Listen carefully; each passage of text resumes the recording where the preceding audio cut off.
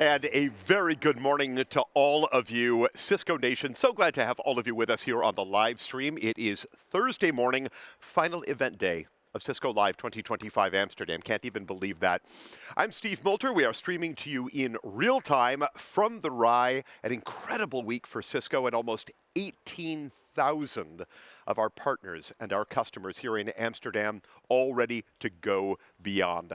I hope all of you have been having a brilliant week with us, tuning in from work, from home, from anywhere, everywhere in the world that you happen to be. Literally millions of you joining us for the keynotes, for our center stage sessions, for our demos from the Cisco Showcase, setting the stage for digital resilience, for the future-proof data center, for the network of the future, AI first applications, AI, all week long. We have been loving your posts, your comments, all of your photos, your inspirations on social media. Don't stop. Now, we've got a great day ahead. Keep on checking in with us using hashtag Cisco Live EMEA and at Cisco Live EMEA, whatever your platform of choice is. Terrific, great. Our social media team is here. They are ready to respond to every single hit. So as we move into the morning, I will introduce you to your other three hosts, Alpa Tankaria, Rob Boyd, Cedric DeValder. But here to kick off this exciting and important broadcast day, I've got Mohammed Imam here in the studio with me. Good morning, Mohammed. Good morning, Steve. So glad to have you with us. Mohammed is Senior Director of Product Management here at Cisco, and we're going to dive straight into a conversation around future-proof switching infrastructure for Wi-Fi 7. So, Mohammed, let's kind of start with the basics. What is the user experience that is expected from Wi-Fi 7, and how is the underlying switching infrastructure so important, so relevant for us? Great question. Wi-Fi 7 is a game changer in some ways. And the technology that's behind it is making it possible. And that's 6 gigahertz, clean band. Then we have 16 spatial streams, a lot of technology that's embedded in this standard, and Cisco brings technologies on top of that. And that enables new set of use cases and new set of visions for the application developers. In this AI world, people will use the capabilities of Wi-Fi 7 to its limits. And so today, when we go to the restaurants, for example, we go and look at the QR code. In future, with Wi-Fi 7, you will be able to have a presentation that's showing you the dish and is showing you the ingredients. Or a hologram meeting from WebEx meetings, video meetings to hologram meetings. How about that? That is only going to be possible because of the Wi-Fi 7 capabilities and the bandwidth, the traffic sensitivity that it enables. It's just amazing. Creating experiences, memorable experiences for people. We always like to talk about how technology makes things easier, makes people's lives, makes things move faster, allows people to work better. Sometimes creating the most memorable, the most impactful experience is the thing that people remember and stick with them. I kind of love that. What about the switches themselves? What do they have to do to provide, to deliver that full Wi-Fi 7 experience that you're talking about? Yeah, Wi-Fi 7, although it's wireless, every wireless access point has to have a wired infrastructure behind it. And so the wired infrastructure needs to be ready to receive the Wi-Fi 7 traffic. The important things, there are two critically important things that's really needed for Wi-Fi 7. Number one is the power. The Wi-Fi 7 is pushing the boundaries, and so it needs a little bit more power. Okay. Those access points that used to work on 30 watts or less cannot work anymore in an enterprise environment at 30 watts. So you are looking for a UPoE, which is 60 watts or more if you want to go with Wi-Fi 7. So that's the very first thing. On the switching infrastructure, you are looking for a UPoE port. Okay. The second part is the bandwidth that you are receiving from the wireless access point because of the 16 spatial streams and the multi-link operations that we have and the MIMO standards that we got, we are getting more than a gig on the wire easily. Wow. This is real. And so if your wired port is 1 gig, you are actually limiting your traffic on the switching port. You don't want to do that. Which means that you want to go with a multi-gigabit port. At the minimum, you want to have a 2.5 gig And I'm seeing customers moving towards 5 and 10 gig Wow. on the access switch so that they are not limited by the bandwidth and future-proofed for these applications that we talked about. Amazing. We continue to talk power over Ethernet, and it's amazing what PoE has become in terms of the bandwidth that can provide, the power that can provide. So, Mohammed, is it possible then to use the existing switching infrastructure for certain customers, or does every customer really have to consider an upgrade to their infrastructure to get where we need to go? That's a very important question, and I think it depends on what you have. There are certain customers I know who have future-proofed their networks for the future. And so if you are having a Catalyst 9000 with multi-gigabit ports, you have future-proofed yourself for Wi-Fi 7. And so you should be good. But if you don't have enough ports of multi-gigabit, which in a lot of cases I'm seeing that today, you want to have the multi-gigabit port as well as the UPoE port on the Catalyst 9000 family. And the Catalyst 9000 family gives you all these options on the Catalyst 9300 and 9400. But the more important thing that you want to consider as you go higher on the bandwidth and better on the latency at the access switch, your other parts of the network, which is the aggregation and core parts of the network, that also needs to be ready, which means your aggregation and core needs to be working at 25 gig and 100 gig.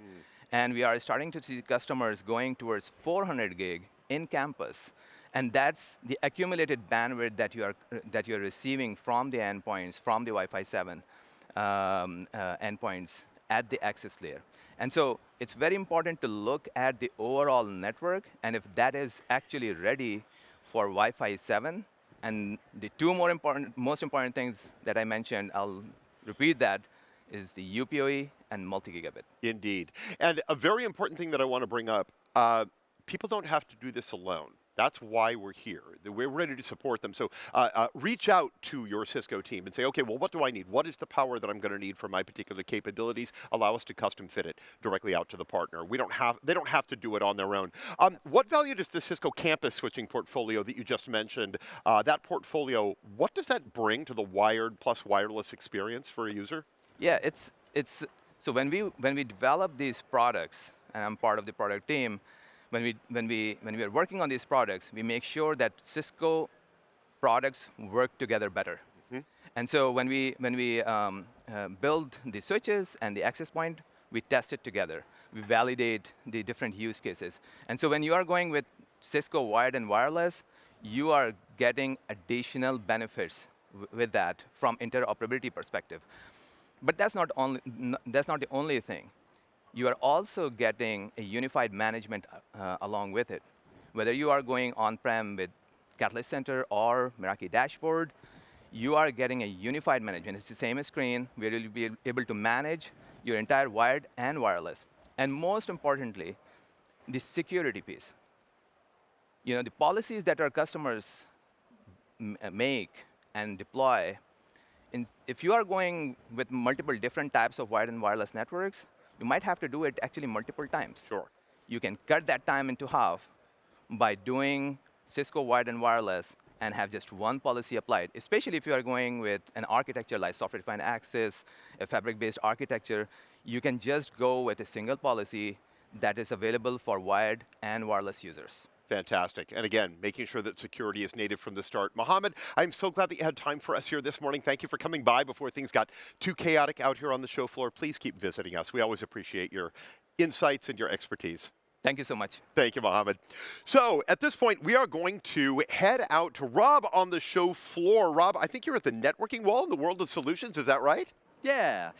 So funny story. Funny you should bring that up. Okay. We were wandering around and I was like, surely we have wireless access points that we can see, right? I just need to see the wireless, which felt inane in its own.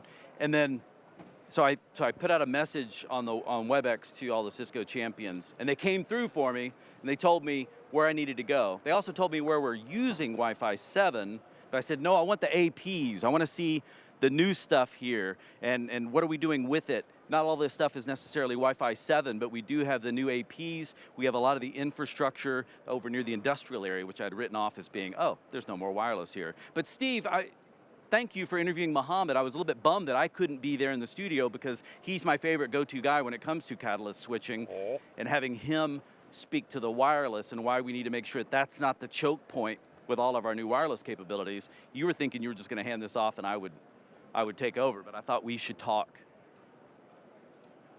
Absolutely, we You're should still talk. there? Yeah, I am still here. Sorry, I'm still here with you. I thought there was more to that. We should talk. That shows you that it's first thing in the morning, right? We're not fully revved up.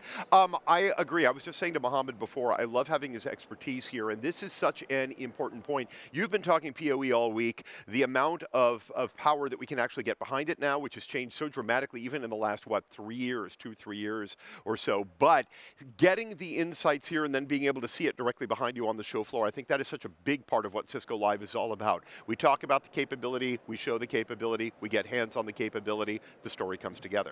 Well, I thought I'd give you a little bit. So one reason, Wi-Fi 7 is a big deal. Yeah. We had, and we always say that, granted, let's acknowledge that at least, because we went from 6 to 6E to 7. 6 to 6E was really about adding some extra spectrum, which gave us new capabilities. But Wi-Fi 7 is about everything we added in Wi-Fi 6 plus 6E, so the additional spectrum, plus a whole lot of things to handle density better, to handle the ability to control the clients better. So we're using the spectrum in a much, much more efficient manner when it comes to 7. And for anyone that's curious about, well, should I go to 7 if all of our clients aren't necessarily connecting at 7? Is there still a benefit if I've got old clients connecting in? And absolutely yes. Because as you start adding that in, that's going to help you deal with especially the unknown density that may be required for return to work. So when you come back into work and you're like, I don't know how many people are going to show up, and I don't know where they're going to congregate per se. As we're still going to be dealing with that probably for the foreseeable future, you need the flexibility that technologies like this offer. And then if you ignore the infrastructure behind it, as Mohammed was saying, then you run the risk of that creating a bottleneck, and maybe it's wasted there. But the nice thing is, I think all of these point to, yes, you should upgrade, but you don't have to do it all at once. Let's take advantage of these things as they come along, but it's going to be to your best interest to go ahead and do that. That's absolutely right, Rob. And again, the power. The power is so important, and we have to keep thinking about this, right? We heard about this in the opening keynote. If every new application is going to be an AI-first application, we start to look at the new technologies and capabilities. What is it going to take to power them? We can't just plug them in, switch them on. And as I also said with Mohammed, I don't know if you heard in on that, people are not alone. Anybody who's watching it on the broadcast right now, anybody who's here at the show, part of the reason that we all come together is to say you don't have to figure this stuff out on your own. You've got experts in your corner, you've got friends, you've got the partnership of the people here at Cisco who can take a look at exactly what your needs are and custom tailor that power solution to be able to drive capabilities like switches that can handle Wi-Fi 7 capability into your arena, and then whatever you need, you don't overspend, you don't underspend, you get it exactly right. One of the beauties of partnering and working with Cisco. Absolutely. And Steve, I didn't know how much time we had left for this segment at this point, but if you've got any timing signals, y'all have any for me? We're checking in on them. But if you need to take away from me at any point in time, please do. Because the other thing I was just going to mention on the wireless side, so Wi-Fi 7 brings us the ability to use these extra channels, not when the system kind of feels like it, but literally simultaneously you can use the spectrum that is needed. And the way 7 is now working, it's so beautiful. It'll choose what parts of an application stream. So maybe video benefits more from the short range, tighter waveforms of 6 gigahertz. But at the same time, there's some other data that's going to travel better and further, of course, at 2.4, but you've got that clean spectrum you can take advantage of, and the other one, and it's not either or, it's all at the same time. The system is dynamically figuring that out when it's got Wi-Fi 7 supported on both the head end as well as on the client end. So it really is a beautiful technology. From everything the engineers have told me, because I'll admit, I'm not the hands-on guy, I just talk to a lot of people who are hands-on with it, and they've been suitably impressed. I thought there'd be some lag with kind of handoffs when you start talking about roaming, but that kind of stuff has gotten infinitely better with these new APs and these new standards now from the Wi-Fi Alliance. So I think there's a lot to take advantage of here, Steve, and I hope everybody will have a chance to come by here. We're in the campus branch in Industrial IoT. Big shout out to Cisco Champions. I should call out the gentleman's name that actually gave me what I needed. Derek McCurdy. He's probably not watching right now, because I hope he's still getting ready. He didn't have to get over here this early. But there's a lot of people here, so who knows. Thank you so much for helping me out, because I was lost, even though I was only 10 feet away. But let's just say there's a lot of stimulation in this environment, Steve. There's a lot of things that can distract a guy like me. Absolutely, but you're so brilliant at it. Again, Rob, you always talk about how you really don't know all the stuff, that the engineers are the ones. The difference is you don't build the stuff, but you're the storyteller around the stuff. And frankly, I always say you can build the greatest widget in the world here at Cisco, but if nobody knows what that widget is, how to access or what it means to them, doesn't matter. It's not going to move, and that's why we are always grateful for you and your voice out there. Judge me by the friends I keep, Steve. That's what I say. Amen. I'm one of them. I'm judging you, buddy. Thank you so much for being the eyes and ears out there on the show floor. I will keep coming back out to you, Rob. Truly appreciate it. Thank you, pal. Make good things happen. All right, so one of the reasons to be here at the show, we talked about it in the opening video that you may have seen if you've been in on the broadcast, but one of the greatest reasons to be in the room is the sense of community that Cisco is able to create. As I said earlier at the top of the broadcast today, we've got about 18,000 customers, partners, dedicated Cisco folks here in the room, but more than that, we view these people as friends, and they view each other as friends. 37% of the people here at the show, it is their first time at a Cisco Live, and if you've never been to one before, we hope you will join your regional Cisco Live wherever it happens to show up. Whatever's close by, we want to see you there in the room. And once you're in the room, we're going to get people like Cedric who are going to walk up to you and ask you some of your comments, your thoughts on the conference, on being here, on being part of the community. Let's hear what some of you had to say. An incredible question because the possibilities on it are kind of endless, but the increased capability and speed at which we can learn new things, see patterns in information and make decisions based on that data, I think is going to be empowering. I do think we have to embrace it, but I also have to make sure it's secure, but it will definitely augment our business in the future. Using the data given to us through AI, I think it will enable much greater digital resilience and allow employees to have a much more simpler and easier way of working. AI will be everywhere. We will have definitely a lot of penetration on the infrastructure as well as APIs with third-party products on our AI journey. I'm a computer manufacturer. We choose the right semiconductors, the right motherboards. What AI will do is help me design those motherboards, choose the right processors, so I can get the best bang for buck model, the best processing for the lowest power consumption. I work for a cybersecurity software vendor, so AI will essentially help us to use the data that we capture about our customers and how they're using our products to make it more efficient and create better features to improve our customers' journey. Fundamentally, I think it's going to change everything about the business across security, across the network. I think it's going to enable customers that have a lot less resources to do a lot more with what they have. We are going to have lots of benefits from AI. It might help us troubleshoot customer issues, and it will help generate more business because we will still be building data centers. We will still be using networks. We will still be using more compute, and I think Cisco can cover all of that.